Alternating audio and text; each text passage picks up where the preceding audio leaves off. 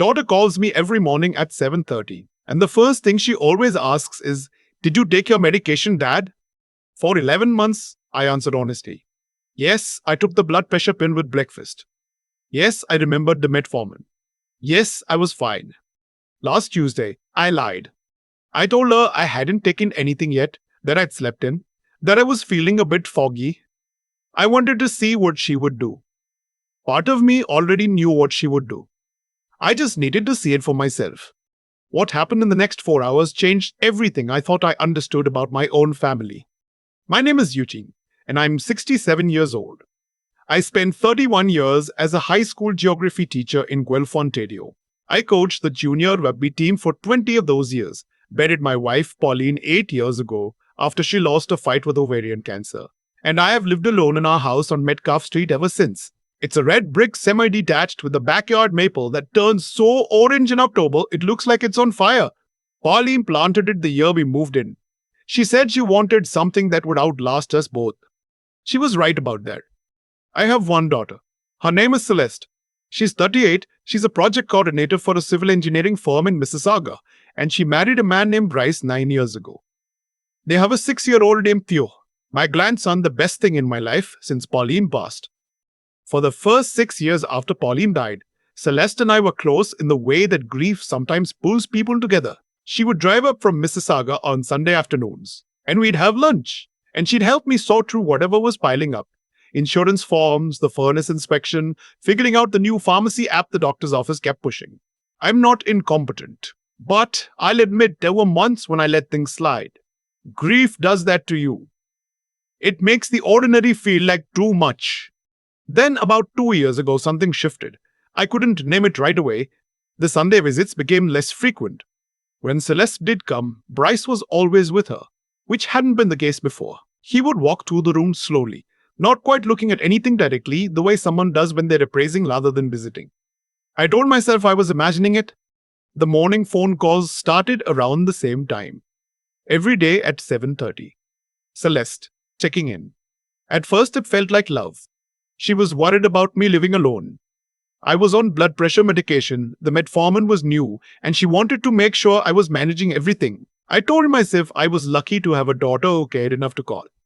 I want to be clear about something. I still believe she loves me. I believe that the love is real. I just don't think it's the only thing driving those calls. I started to notice the pattern about 4 months in.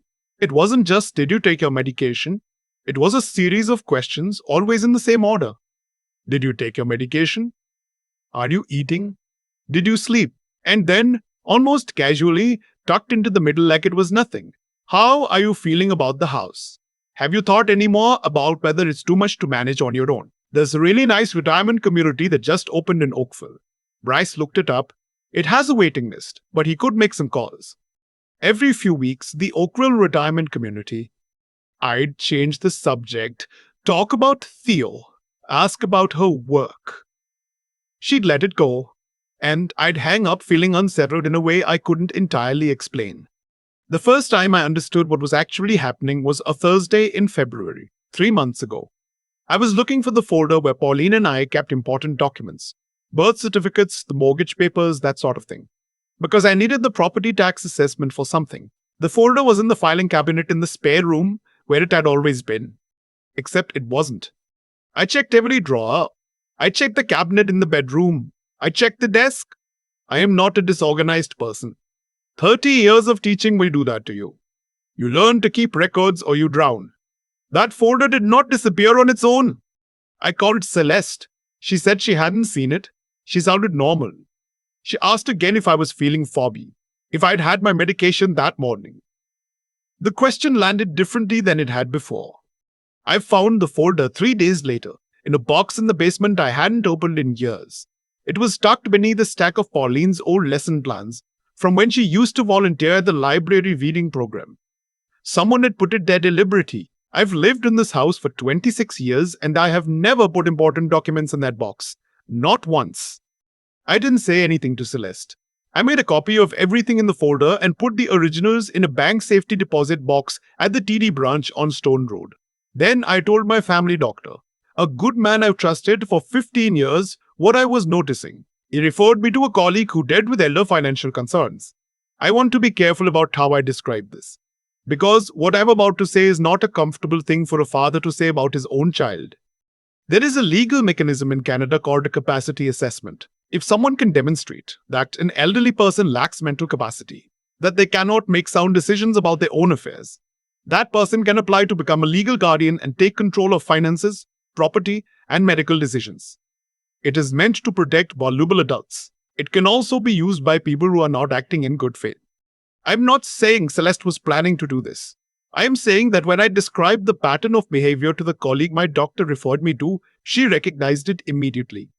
The daily check-ins framed as concern, the repeated suggestions about retirement communities, the questions about whether I was feeling foggy, the misplaced documents. She had seen it before. She called it a soft campaign. I went home that evening and sat at the kitchen table for a long time. The maple in the backyard still had its winter look, all bare branches against a grey March sky. I thought about Pauline, about how she used to say that the hardest thing about loving people is that you can never fully know them. I used to think she meant it as something tender. That evening I understood she might have meant it as a warning. I called my old friend from the school board, a woman named Frances who retired 2 years before I did. Frances had gone through something similar with her brother after her mother passed. Not identical but close enough. She listened to everything without interrupting, which is one of the things I've always admired about her. When I finished, she said, "Eugene, you need a lawyer, not to fight your daughter, to protect yourself." She gave me the name of a lawyer who specializes in estate planning and elder law. His office was in downtown Guelph. That was 7 weeks ago. I had been holding all of this quietly, not quite knowing what I was going to do, when Celeste called on a Saturday in early April and mentioned for the first time that she and Bryce had spoken with someone at the retirement community in Oakville, that they had, without asking me, put my name on the information list, that someone from the community might be calling to chat about options. She said this in the same voice she used to tell me about Theo's soccer schedule. I think that was the moment I decided I needed to understand exactly what I was dealing with. Which brings me to last Tuesday. She called at 7:30 as always. I told her I hadn't taken my medication, that I'd slept badly, that I was feeling a bit off. She said, "Dad, this is exactly what I've been worried about." Her voice went immediately into a particular register. Gentle, concerned, the kind of calm that sounds like it's been practiced. She said she thought we needed to have a serious conversation soon. She said she'd spoken with Bryce and they both felt that maybe it was time to get a professional opinion about how I was managing on my own. "What kind of professional opinion?" I asked. She said a doctor. She said she'd already spoken with someone, a geriatric specialist, and that she could make an appointment if I'd be open to it. I had already spoken with my family doctor twice about this. I was not experiencing cognitive decline. My blood pressure was managed. I was sharp. I kept a daily journal. I read. I walked 5 kilometers most mornings along the Speed River Trail. The idea that I needed a geriatric assessment was not about my health. I said I'd think about it. After I hung up, I sat with my coffee and looked at the backyard for a while. Then I called the lawyer Frances had recommended, a man named Stephen Park, and told him I was ready to move forward. What Stephen helped me understand over the following 2 weeks was that Pauline and I had made a will together 20 years ago, and that it had never been updated after the house appreciated significantly. In the current Guelph market, the property is worth considerably more than it was when we wrote that document. He also helped me understand that if anyone were to successfully challenge my capacity, the process of contesting that assessment in Ontario can take years and can be financially devastating for the person being contested. The best protection, he said, is documentation and clarity now, while everything is straightforward. We updated the will. We created a power of attorney that named Frances as my attorney for property and personal care, not Celeste. That was the hardest decision, not because I don't love my daughter, but because I needed someone I trusted completely. And I was no longer certain I trusted the situation. Stephen also advised me to begin keeping a written record of every conversation with Celeste that touched on my health, the house, or retirement. Date, time, what was said, my response. I had been doing this informally for months. I made it formal. The morning I lied about the medication, I already had a folder in Stephen's office containing 3 months of records. I hadn't planned to tell Celeste any of this. I thought perhaps I would simply let the protection exist quietly and see whether the situation changed on its own. People sometimes pull back when they realize the path they're on is not going where they expected. But that evening, Celeste called again. She said she had spoken with the retirement community and that they had an opening for a tour in 2 weeks. She said she thought it would be good for me to see it in person, that sometimes we build things up in our minds and the reality is much better. She said she and Bryce could drive me. There was something in her voice that evening, not cruelty. Celeste is not a cruel person, but there was momentum. The sense that something had been set in motion and was now simply proceeding. I said, Celeste, I'd like to talk to you about something.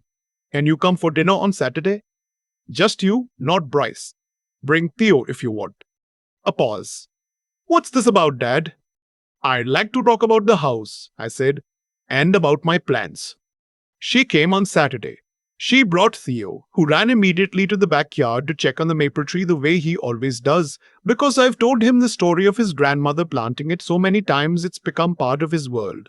I watched him through the kitchen window while I put the kettle on and felt my chest do something complicated. We ate first. I made the roast chicken Pauline used to make on weekends, with roasted carrots and a wild rice pilaf. Celeste seemed unsettled throughout, like someone waiting for an exam to start. Theo ate 2 plates and told me about a project at school on Canadian provinces. After Theo went to the living room with his tablet, Celeste sat across from me at the kitchen table and said, Okay, Dad, what did you want to talk about?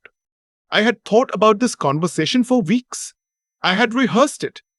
I want to be honest about the fact that when the moment came, I did not deliver it the way I had planned. My voice caught somewhere in the middle and I had to stop and look at the backyard for a moment before I could continue. I told her I knew about the retirement community on the information list. I told her I knew about the geriatric specialist. I told her I had found the documents in the basement box. I did not accuse. I described. There is a difference. Celeste went very still. Then she said something I was not expecting. She said, Bryce kept telling me you'd never find out. I hadn't named Bryce once. What came out over the next hour was not what I expected. It was not the conversation of someone who had been plotting. It was the conversation of someone who had been afraid and who had let someone else's certainty override her own instincts. Celeste had been genuinely worried about me. The worry was real. But Bryce had taken that worry and shaped it into something that suited him. A house in a rising market. A father-in-law whose assets could be redirected. A plan that had the surface appearance of care. She cried. I'm not going to pretend she didn't, because she did and because it mattered. She said she hadn't understood at the start what she was agreeing to. That when Bryce first started talking about protecting me, she had thought it was concern. That somewhere along the way the framing had shifted and she hadn't caught the moment it happened. I believe her. I want to be clear that I believe her. Because I know my daughter, and I know the difference between the face she makes when she's afraid and the face she makes when she's calculating. What I saw across that kitchen table was fear. I told her about the lawyer, the updated will, the power of attorney with Francis. I told her that none of this was about punishing her. I told her it was about protecting what Pauline and I had built and making sure that I could make my own decisions for as long as I was capable of making them clearly and well, which, as far as my family doctor was concerned, was right now and for the foreseeable future. She asked about Bryce. I said that was between her and Bryce and that it was not a simple situation and that I wasn't going to pretend to know what she should do. I said that what I did know was that I was her father and that I would still be her father regardless of what she decided. Theo fell asleep on the couch around 8 o'clock with his tablet on his chest. I carried him to the spare room the way I used to carry Celeste when she was small. He didn't stir. Kids sleep like that, completely, trustingly, as though the world is entirely safe. Celeste left around 9. She hugged me in the doorway for a long time without saying anything. It has been 6 days since that dinner. She has called twice, both times just to talk, about Theo, about a problem at work, once just to tell me it had snowed in Mississauga. She did not ask about the medication. She did not mention Opvin. I don't know what is happening with her and Bryce. That is her life and I have to respect that it is hers to navigate. What I know is that I have my house, my documents, my clarity, and the maple tree in the backyard which Pauline planted 31 years ago and which will be there long after all of us have sorted out whatever it is we're in the middle of sorting out. Francis came for tea yesterday afternoon. We sat in the living room and I told her the whole story, everything from the first misplaced folder to the dinner on Saturday. She listened the whole way through. When I finished, she said, "You did that well, Eugene." I don't know if I did. I know I tried to tell the truth without turning it into a weapon. I know I tried to leave a door open. I know I tried to be the kind of father who can hold a difficult thing without letting it harden into something permanent. Pauline used to say that the point of a family isn't to agree about everything. The point is to keep showing up, to keep finding your way back to the table, even when the last meal was hard. I set the table every morning. There is always room. I've been sitting with this for nearly a week now, and the thing I keep coming back to isn't the documents or the lawyer or even Bryce. It's a much quieter question. What would have happened if I had never paid attention? That's the part that stays with me, not the betrayal. I've made my peace with the fact that people we love can be pulled in directions that hurt us, without meaning to become someone who does that. What stays with me is the recognition that I almost missed it. For months, the signs were there, the questions tucked into the middle of ordinary calls, the folder in the wrong box, the name of a retirement community repeated just often enough to feel like water wearing down stone. I almost explained it all away because explaining it away was easier than sitting with what it might mean. There's something I've learned in 67 years that I don't think I fully understood until this past spring. Paying attention is not a passive thing. It takes something from you. It requires that you be willing to see what you're seeing, even when what you're seeing is uncomfortable. Even when the person at the center of it is someone you have loved since before they could walk. I think about how long I gave Celeste the benefit of the doubt. And I don't regret that. Doubt deserves its benefit. But there's a point where continuing not to see becomes its own kind of failure. A failure of honesty toward yourself, and ultimately toward the people you're trying to protect. What I did, making copies, speaking to my doctor, going to see Stephen, putting Francis's name on those documents. None of that felt brave when I was doing it. It felt careful. It felt like the thing a person does when they accept that the world requires them to be clear-eyed even about the things they'd rather not be clear-eyed about. That clarity, I think, is what kept the situation from becoming something much harder to undo. Not luck, not anger, just a discipline of looking squarely at what was in front of me and deciding to respond with my head as well as my heart. And the conversation at the kitchen table, that was the harder part. Because once I understood what had been happening, I had a choice about what to do with that understanding. I could have used it as a weapon. I had enough. Instead, I tried to use it as an opening. I tried to say, I see what happened here, and I'm not going to pretend I don't, but I also see you. Not just the situation, but you, the person I raised, the person your mother loved. That distinction mattered to me. It still does. I don't know what Celeste will decide about her marriage. That is genuinely not mine to resolve. What I know is that I handled what was mine to handle, and I handled it without losing myself in the process. That feels like something worth holding on to. Pauline used to say that the people who make it through hard things aren't the ones who feel no fear. They're the ones who feel the fear and do the necessary thing anyway. I thought about her a lot during those weeks. I think she would have understood exactly what I was trying to do. She was always better than me at telling the difference between giving up and letting go. The maple is greening up now. Theo noticed it last Sunday when Celeste brought him for lunch. He pressed his hand against the bark the way kids do, like he was checking whether it was real. It is real. It's been real for 31 years and it will go on being real long after all of this has settled into whatever it becomes. That's enough for me.